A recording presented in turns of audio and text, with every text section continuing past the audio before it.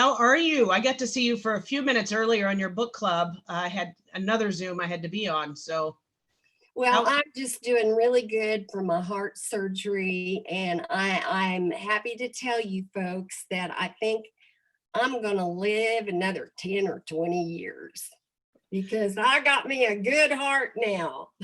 You had a good heart before, it just needed a reboot. Right. I found something this weekend, and for a lot of the people on the call who haven't been with us for 12 to 15 years, it made me laugh, and then I had tears of joy remembering these. Oh, yes, yes. Remember? Yes. And this one, it's a problem I have. I don't get rid of anything, and that's also, in this sense, good. This is from February 24th, 2005. It was my first family reunion, and I wasn't with Keller yet. I was a title rep, and I opened it. Two things struck me. So for all of you who love the inspirational breakfast or brunch or lunch, whatever we call it now, it truly used to be an inspirational breakfast. It was at 6:30 in the morning. This particular family reunion was in Las Vegas. So Mo, plug your ears, but most of us weren't back in our room by 6:30 most nights. And the night before was the Red Bash. And this is going to crack up. We have some people on here not in my market center. So for the people who don't realize, I really like to dress up in costume. As a title rep, first family reunion, got in the newspaper there. Oh, isn't that awesome? I love that. The lady in red. Good memories. And I realized I've done all my growing up under you. Oh, that's so great. I tell you, I'm so excited. So we're in some interesting times, Miss Mo. Yeah, you sent to me a few questions and I loved every single one of them. So you fire away. Okay, let me open them then, because I didn't know if we could go there. So the essential, just overwhelming thing right now is obviously the country and some things in our company seem to be going through a little bit of turmoil. And I think it's a time when real leaders are needed. And I've had such incredible leaders in my life, and you're at the top of the list. And I thought, why not ask the leader of leaders, how do we show up in this time that's so uncertain, whether it's coronavirus and what the economy is going to do, whether it's the racial tensions and things that are being unmasked there. How do we as leaders step into that space and serve our people at the highest level? Well, first of all, you have to admit what's going on. And I loved what you said. You mentioned coronavirus. You mentioned the economy, what's going to happen with 40 million people out of work. And then you mentioned the racial issues, how we all suffered and agonized. I actually saw what happened on TV. And I just wanted to jump through the television and grab that cop who had his knee on George Floyd's neck. I wanted to just, but I couldn't get him by jumping through the television. You know what I mean? Yeah. And then you've got the protesters who have every right to protest, who are wanting to protest with peace and quiet, and they just want to be protesters, which we've had in our democracy for years. Then you've got this horrible, horrible element, and they slip into the groups that are protesting, and then you end up with buildings being burned down. So we've got a mess on our hands. Yeah. So let's take each one and talk about them. Okay, what are we going to do during coronavirus? Well, we've learned a lot, and we've learned that the vulnerable people are, for the most part, 95% to 99% people my age, 83. I'm 83, so I'm in that vulnerable category. So we have an obligation to make sure that our old friends, should stay in and should wear a mask and all that stuff. And then in our business world, we got to get people off the couch. Because the longer they sit on the couch, the more frustrated and anxious and fearful and angry and everything they become. So you as associates in a market center or an employee in a business, you need to call these people that you know are sitting on the couch and just speak words of encouragement. Because we've learned a lot about the disease. And one thing I think our country has learned, that we don't need to shut an economy down. We just need to get the old people to stay home. We need to get the pregnant women where they're not exposed because they're in the vulnerable group. And the rest of us need to use common sense. So we're learning as like we it's go. not that common, Mo. Huh? Sometimes What? it seems like it's not that common. Yeah, common sense is wear a mask when you're in a group of people. I mean, that's just common sense. You're protecting them, and hopefully they're wearing one and that protects you. And keep believing that you will see a football game again someday. Keep believing that you will get to go to synagogue or church or whatever you go to with a group of people that you love, and you might even have a potluck dinner. That's going to happen. We don't know when, but it will happen. All right, now let's take a look at the economy. Gary said on a recent call, I think it was yesterday maybe, that we're going to go in a recession. Well, I got news for him. We're already in it. We're already in it. We have 40 million people out of work, or whatever the number is. Last time I heard it was 40. Maybe it's down to 30 million now. Wouldn't that be great to get it down to 30 million?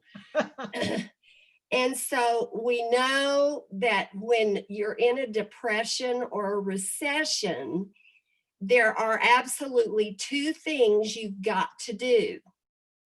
One is save every penny you can. And a penny saved is a penny earned, so to speak. You just have to save money. You got to cut your personal budget. You got to cut your living expenses so that when you get a commission check, you can save some of it, because we don't know what the future holds. And Mo, then, can I interject really quick? Right now, in most markets that I have people in, it's crazy. It's absolutely insane in San Diego right now. And it's a great time to make money if you're active in real estate. That's right. And I was getting ready to say, get off your butt and go to work. Because in every adversity, there is an opportunity. And the biggest opportunity we have had as realtors in my lifetime is right now. Because you still have people who have money and they want to move up because the interest rates are so low. And then you still have people who have lost money during this time because maybe the spouse lost their job or whatever. They want to move down. And I know agents all across the country that are getting 10, 11, 12 listings a week just calling people. And then when you start asking, who do you know that wants to move up? Who do you know that needs to move down because they've had COVID or they've had a spouse or a partner who's lost a job? I mean, the opportunity is fabulous.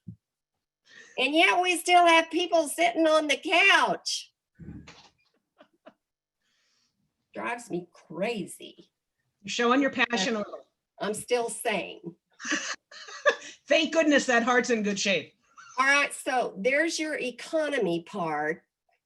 Go to work and save your money. And don't have problems with your husband or your partner, because when you split, it costs everybody money. So don't do that. Wait till after the recession is over to split. You get my point. I'm being silly, but I'm sort Well, of. not too silly. There's a lot of people been forced to spend a heck of a lot more time together the last few months. Yeah. And sometimes you're so sick of your partner, you want to scream and you want your husband to go to the post office box for 3 hours to get some relief. Or you want your partner to go be the one to buy the groceries so you can be alone a few minutes. Yeah, you bet. A lot of that's happened. All right. So now we've talked about coronavirus. We've talked about the economy. Now let's go to the racial thing. Well, some good has already come out of it because we had a bunch of Facebook pages filled with stuff that was shocking. And we discovered where our weak links are. And we have a lot of market centers where everybody loves each other and cares about each other and they have each other's backs. But we have some market centers that don't have the culture in their market center at the level they should. And thank God we finally found out about it. And now we can do something about it. And I'm so proud of what we're doing because we've got the task force on the international level led by Kimber and John Clyde. They are fabulous. And they're telling us what we need to do. Well, the first thing they did is they have written a proposal for the International Agent Leadership Council to approve to put in the manual where every region will have a task force, an equality task force, and every single market center will have one. And John Clyde and Kimber and their team have already written the job description, like for the local committee. It's wonderful what they've done. And now they're reviewing what else do we need to change? Do we need to change bold and add some equality stuff in bold? Do we need to change career visioning? And see, their team will decide what the priorities are and how it should be changed. So this is great news because we should have had an equality task force back when I was CEO and I didn't think about it. Duh. So you see, there's always good in adversity. And you know what? My whole dream when I hooked up with Gary Keller was that we could have a diverse group of people come together with different religions, different skin color, different nationalities, different lifestyles, different thoughts about politics, different. I love different. And I want to. And we really did good a little bit. I've had people question me about that with you. Because you're from Oklahoma and you're 83, some people assume that you're not about diversity. And from the moment I met you, you have been. And I think it was just so apparent to some of us that, diversity is a good thing. We missed the blind spots. Well, that's right. That's right. And I've got as many gay friends as I have straight friends. I have as many Black friends as I have white friends. And so what should we do when we see racial stuff happen? Like I saw it on television and there was very little I could do about it because I couldn't scream at that cop and go push him. What do you expect team leaders and OPs to do? That's really, I know what I do, and yet what's Mo Anderson's expectation? Well, what you need to do is anytime you see any of that garbage go on, for example, Ashley knows this, I don't know if you all know, but we had a gay agent in my market center in Oklahoma City. He was beaten because he is gay. And let me tell you what happened. He didn't even know these people. And they had parked where he could not get into his parking space at his apartment complex. And he very nicely asked them if they would move their car just enough for him to get into his space because he didn't want to leave his car out because he would be blocking he would be blocking cars. And I don't know why they were at his apartment complex, but they were two thugs. One was a woman of all things, and one was a guy. Well, they saw him and knew, or they thought they knew he was gay. Well, he was gay. So they guessed right. Got out of their cars, pinned him down, and beat the tar out of him. Well, the first thing I did was either email or call some of my gay friends. And I said, okay, this has happened. Tell me, what in your opinion should I do that would support him? Ashley and I communicated about it, and I called 3 other gay people in our company, and they told me what I should do. And they told me to try to get some of the agents around the country to write him a note, because we're taking care of him financially. You know, I have a check for him. I haven't given it to him yet, but I'm giving him some money.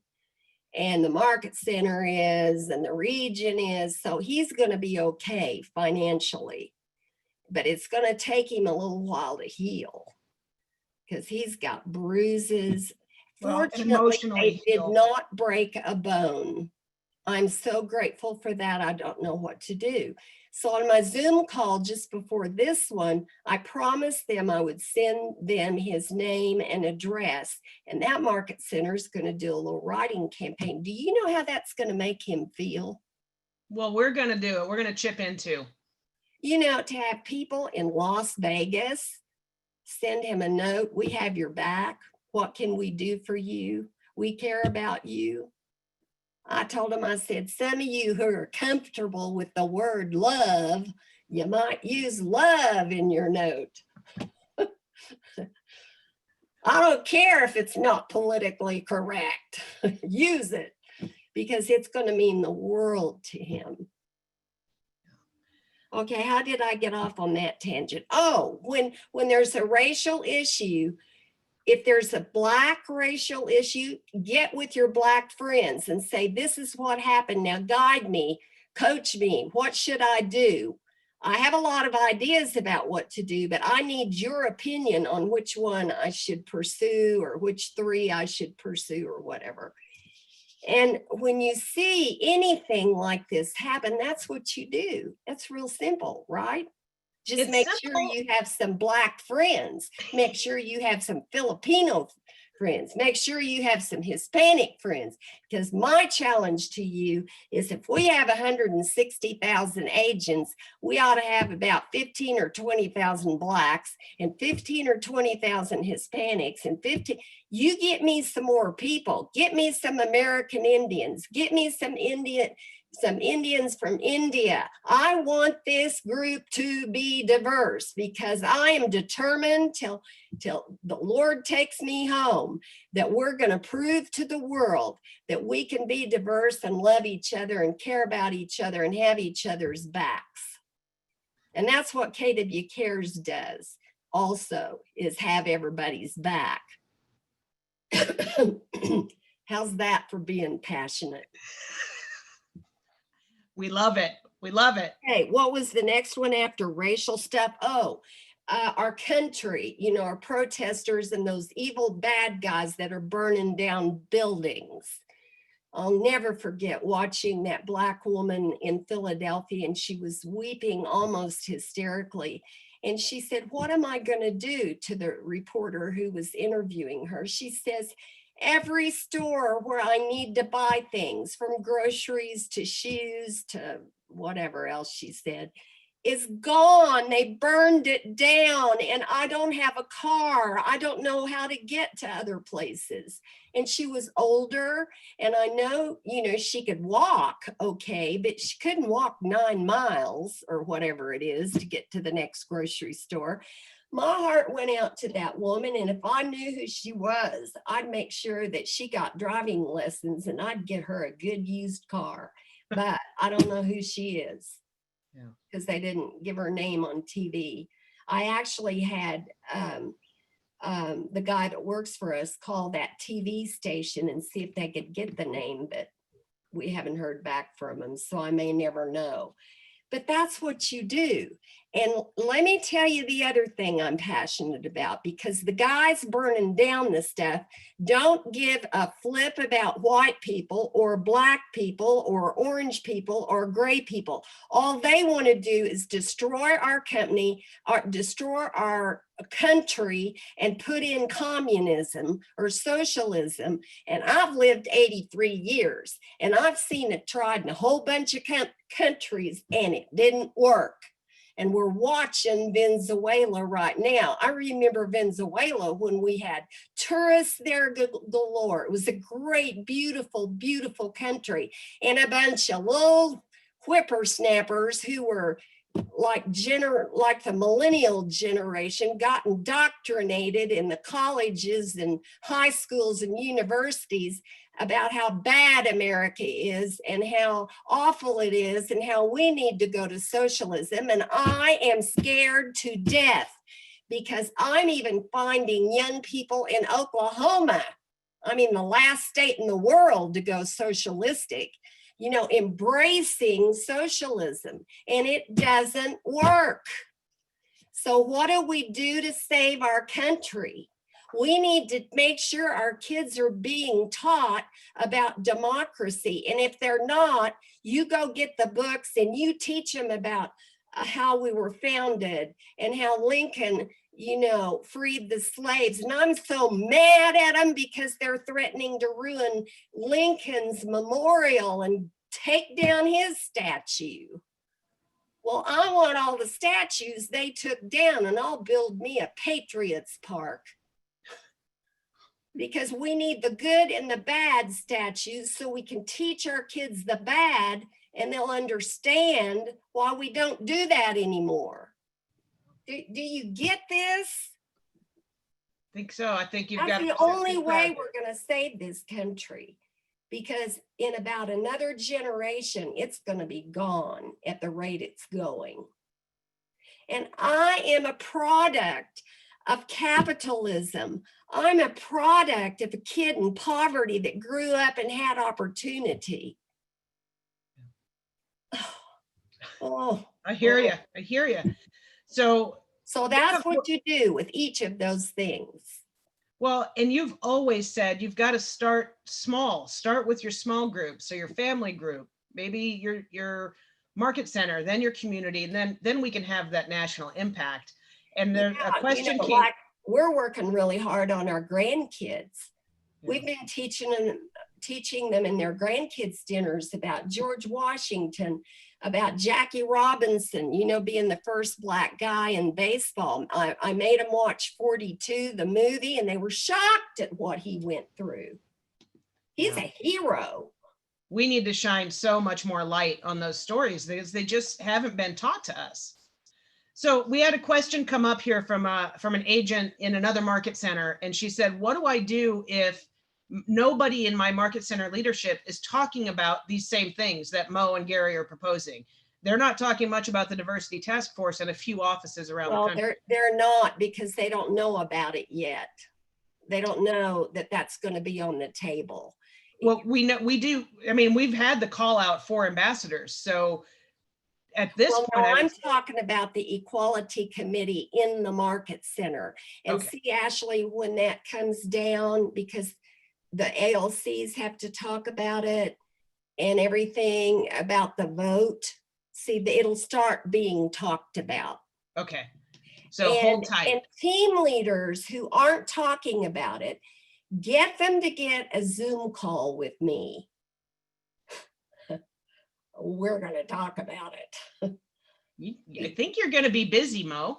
Well, I'm already busy, but I'll do it, man. Listen, if any of you know of a market center where that's not being, where all of these issues aren't being talked about, we'll have the conversation I've just had with you. Okay, let's talk about it. Coronavirus, the recession, you know, each thing. And I'll give them my passionate, well, they call it preaching.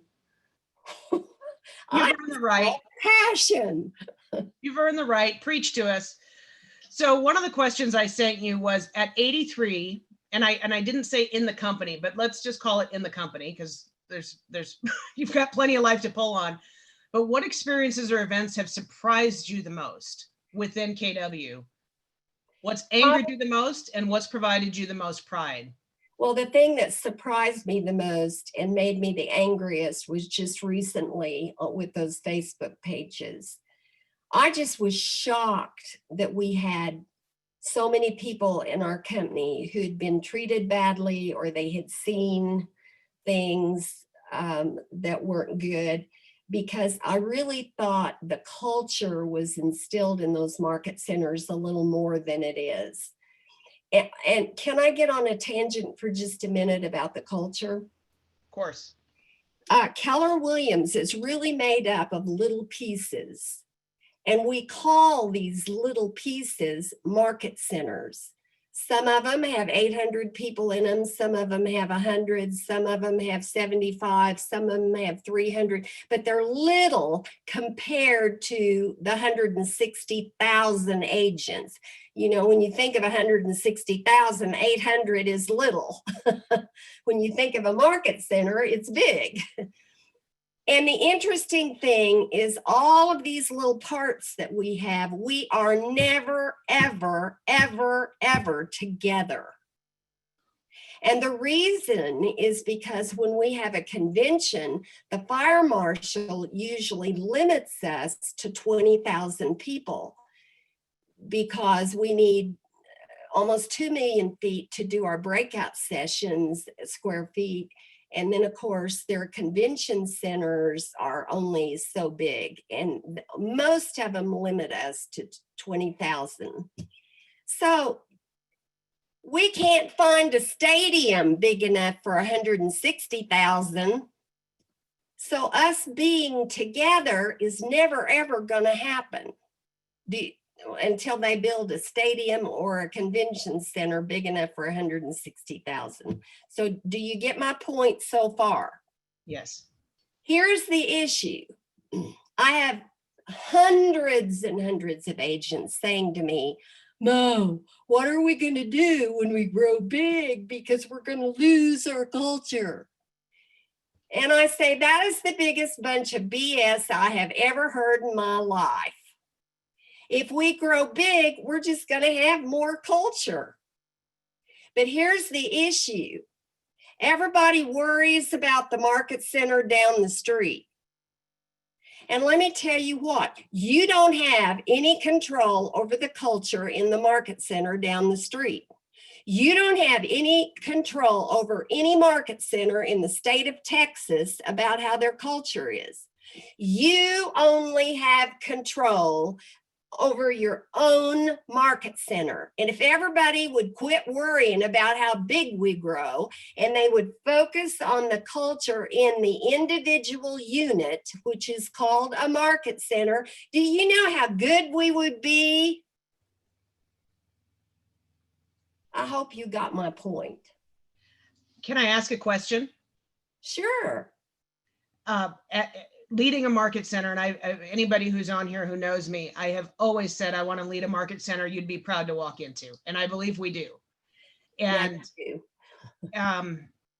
how can I believe we continue to focus on our team, and at the same time, how can we reach out and help other market centers who may not know how to navigate these times?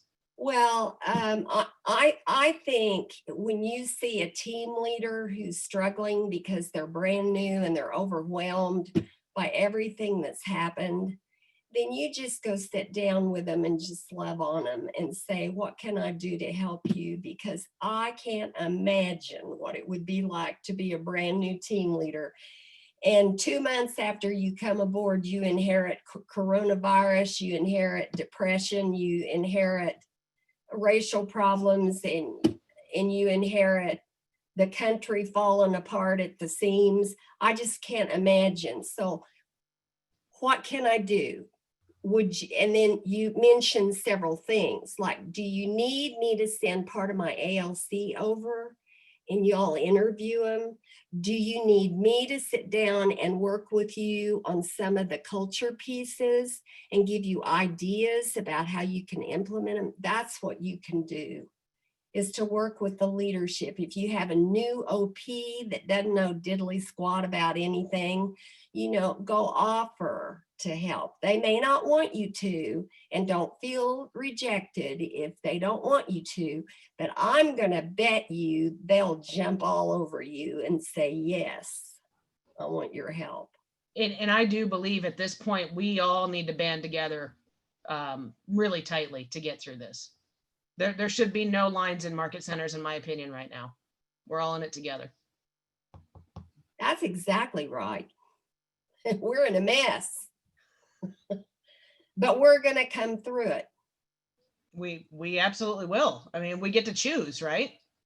Yeah, that's right. So what in your 83 years, you haven't been with Keller Williams 83 years, but in your time with KW since the mid-90s. Going on, well, since 1991, whatever that is, however long that is. What experience has brought you the most joy? Oh my goodness. Let me tell you, when I see what you all do for Red Day, I get so excited I can hardly stand it. When I see you come to convention and I see you going to the sessions and taking it seriously, I get so excited that I can hardly stand it. But let me tell you what really lights my fire. When you hit your goals and you make more money than you need, and you become this huge blessing to your family, that's what gets me excited. Okay. So a Because question that I know I've had a little bitty teeny part in that, not a big part, but I at least stabilized the company and got the ship going in the right direction when I was CEO, because it was about to fail. And here we are, with you didn't play a little teeny part, hon. None of us would be here if you didn't do what you've done. If I hadn't done what I did in those early years, you're right, we wouldn't even be talking. Nope. But we've had all these great people follow me. Like, I'm the one who prepped Mark Willis to take over, and he was just amazing. And then that little precious boy left us, and he left big shoes to fill. And then there was Chris and John, and you can't serve two masters. Having a co-CEO thing didn't work. That all fell apart. And now Gary's stepped back in, and things have really come together again. And so we fixed what was wrong. I saw Mark the other day, and I said, darling, it's about time you come back. Although, I don't know do if a he's gonna petition. come back yet, but I'm sure bugging him. So, it took a lot more people than me to get us where we are, but I'm probably the most passionate one about the culture and about you making more money than you need. I just want you to have fire in your belly to make more money than you need, because then you can, because I've found the biggest joy in my life is to give away money to charities, ministries, and people who need it. Like, you don't know what it means to me to be able to write a check to Christian, our gay guy that got beaten. He was beaten. Well, I have a check for him, and it's just, he's going to be surprised and he's going to be thrilled. And one of our agents posted the GoFundMe for Christian in the chat box, so anybody oh, good, help him out there. We've got a question in there. What are you currently reading, Mo? Pardon? What are you currently reading? Well, besides your Bible. What'd you say? Besides your Bible. When I really decided to work less and try to smell more roses before I kicked the bucket, I kind of stopped reading business books. and I read, I've done quite a bit of reading about John Adams and George Washington to try to prepare myself to be able to continue to teach my grandkids about our founding fathers. And yes, some of them owned slaves, but back then everybody owned slaves and people hadn't decided that it was wrong. I don't know why, because Wilberforce got England to quit using slaves back in, what was it, 1750 or whatever.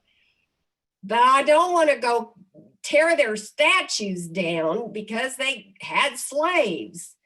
And I want them to know the sacrifices they made, because the men who signed the Constitution, they put their lives on the line. Yeah. Because they were targeted to be killed by Britain. And so I've read the John Adams book. You guys, it's about that thick. It's wonderful.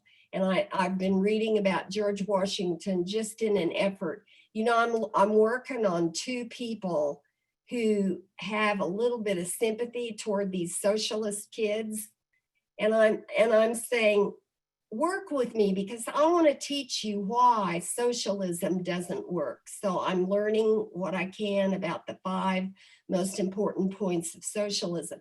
So I'm kind of deep in all that right now, so I can be a better debater. Yeah, I want to debate like Gary. And anytime he goes into debate mode, I just shrivel up because he is so good. He can convince you of almost anything. He's such a good debater. He may not even believe what he's debating about. He's just seeing if he can convince you. Then in the end, he'll say, I don't believe that at all. Just a game for him. It's a game. Okay, so Lori Stennis says, what are the 5 most important points of socialism? Do you remember them right now? I'm learning that. Okay. I've learned that the difference between a communist and a socialist is the communist does not believe in any ownership. The citizens should not own land. They should not own a business. They should not own anything. A true communist believes everything should be owned by the government. Well, we saw how well that worked in the Soviet Union. And a socialist believes that you should have a big government, and the government should be in control of every area of your life, like healthcare, like school, like all of these different things. And then they believe that money should be redistributed, you know, to give away money to the minority groups. Whereas I believe that whatever money you have worked your butt off to get, you should not have to give it away to anybody but who you want to give it to. And you probably shouldn't be giving it away until you have your family secure, your college funds set up, and you really have your family taken care of. Just because Joe Blow down the street doesn't want to work, I don't think you should have to give your money to him. Now, if you want to go help him out of the goodness of your own heart, and you're smart enough to put some requirements with that help. Okay, Joe, I'm going to give you this money to help you out, but you have to let me teach you how to go to an interview. You have to promise me you will go to at least 5 interviews, or whatever you decide to say. Do you get my point? Yep. See, then you're really helping Joe, because you're holding him accountable to the money you're giving him. Well, and that's so important right now, because in the next several months, as we see the effects of the staggering unemployment, there's going to be a whole lot of people who need a whole lot of help. That's exactly right. No change is made without money. Very little change is made without money. Right. That's right. So we only have you for a few more minutes. Is there anything else you would like to share with us today?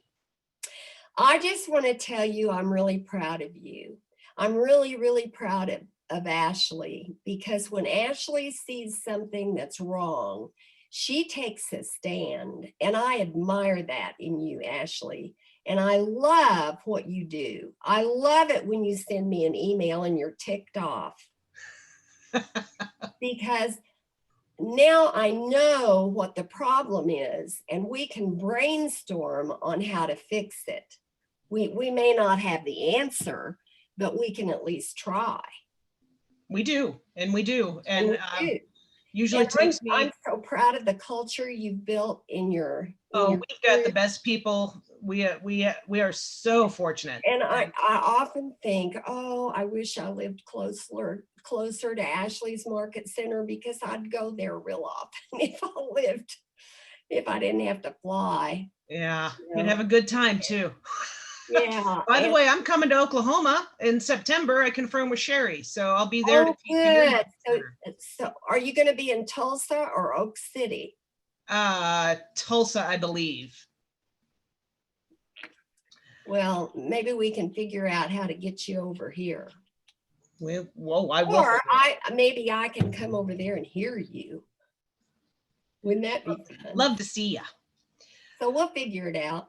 But I really, really love your group. You know, I just loved Eve till my heart broke when they moved away from He's Austin. waving at you. Listen, she's my little doll. She's like my daughter. And, you know, I've just had so much fun watching her grow and develop, and with that handsome little husband of hers, and who I love just like he's my son. And I just think you're a special group. And I just want you to know I'm so proud of you and I care about you so As much. we do you. And we appreciate you giving us your time today. And you always say yes. Thank you. Thank you. And wasn't it fun? It was fun. Rant and rave. You fired us up. Is there anything we can do for you? Yeah. I want you to go talk to your Black friends. I want you to go and tell them that you want to know what they think and how they feel. And like I said to my Black friend, Waylon, when I called him after the George Floyd thing, I said, Waylon, I want to know what you think, how you feel, and I want you to tell me what you think needs to be done, and I want to be your foot soldier. So he told me what he thought. He told me how he felt, and he said, I want to start bringing, when you're in town, Mo, I want to bring 10 Black young people, you know, in their 20s, 30s. That's real young, by the way. I want to bring them to your house, and I want you to get some of your white friends there, and I want us to talk about the racial stuff. I said, done. Give me enough time to recoup from my heart surgery, and we'll get started. So he's ready, and I'll be ready in about another week, and we're going to start doing that. And then I want you to talk to your gay friends, tell them what happened to our agent in Oklahoma City, and say, please tell me what I can do to support any of our gay people here in California who may have encountered something really bad. And I'm sure they'll know if somebody has. And have those dialogues. That's what I want you to do. And then I want you to make more money than you need. And I want you to go get me some more brown, yellow, orange, green, purple people. Yes, ma'am. I think we can do that. And thank you for your leadership in these incredibly odd and uncertain times. You are still showing us the way. And that's invaluable. Well, good. So you guys have a great rest of the day. And just know your Mama Mo loves you. Love you too. Bye. Bye. Y'all are so pretty. We're actually going to transition right into our office meeting. Good. Yeah. And I'll leave you, and you have a great office. Thank you so much, Ashley. Oh, thank you all. Anybody who wants to can stay for our office meeting, and Stephen should be here to start emceeing that in a minute. Of course, you're not forced to stay. So I see the number dropping now. And also, I see the chat box really filled up. If we didn't ask one of the questions, it was purposeful on my part, and I will make sure to get an answer from Mo to you. Okay. Thank you.